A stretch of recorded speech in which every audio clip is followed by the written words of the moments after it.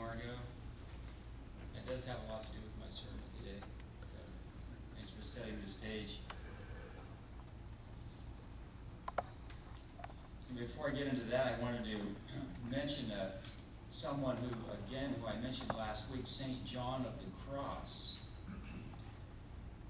who was a 16th century Spanish mystic, the namesake of the Nada Hermitage in Crestone, Colorado, Nada meaning nothing.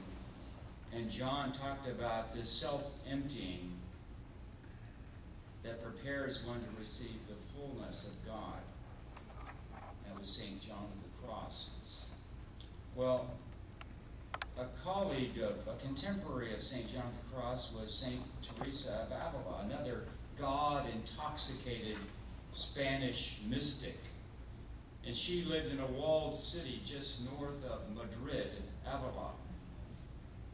Teresa was a reformer. She started 16 monasteries in Spain, and her most famous book was entitled The Interior Castle. The thesis was this: within every human heart is a majestic lodging place for the divine, an interior castle. Now, you've heard it said that a man's home is his castle.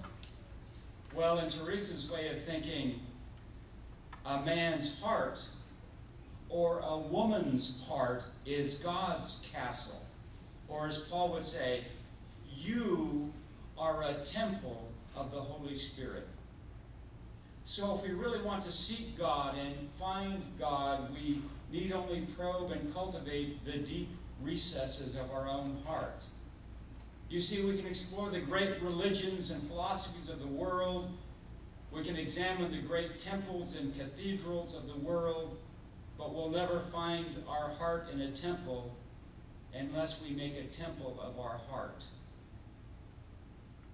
Making a temple an interior castle of our heart, which can serve as a holy abode for the King of Kings and the Queen of Queens.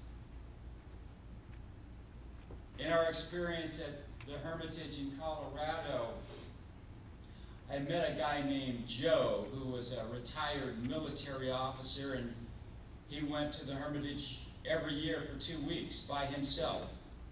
He loved the place. Well, this year he brought his wife, and on Sundays we had a community meal. Everybody that was staying at the Hermitage would share in the meal, and they would have a chance to introduce themselves and tell a little bit about their story. And Joe's wife said, "I'm here for the first time, but I want you to know right off the bat, I'm not a contemplative." And some of you might say the same thing. I'm not a contemplative. Even if you're not a contemplative, everyone has a spiritual life, an inner life. And everyone needs to find a way, your way, to cultivate and nurture that inner life, to make of your heart an interior castle, a lodging place for the Spirit of God.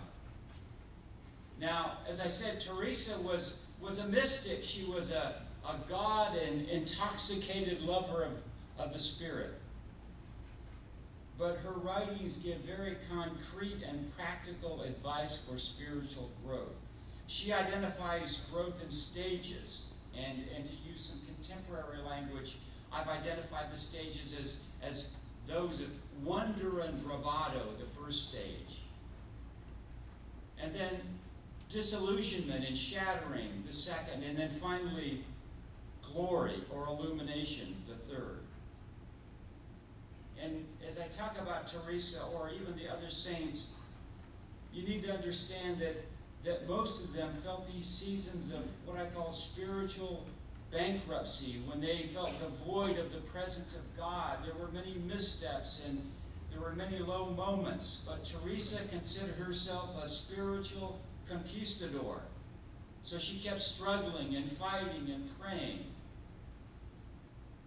One time she said that there's something that lies within us comparably more precious than what we see outside of ourselves. let us not imagine that we're hollow inside. And so this deep place within us, this seat of the soul, or as Thomas Merton identified it, this virgin point, is not only the place we dialogue with the divine, but it is the place the divine inhabits, transforming us from the inside out. Building this interior castle is something like interiorizing the sacred. And I know when I'm talking here about castles and kings, it's archaic imagery. And the metaphor falls short, because when you think about kings and monarchies, the best they can be are benevolent dictators. And when I talk about your relationship with God, I'd rather use Teresa's metaphor, that of friendship.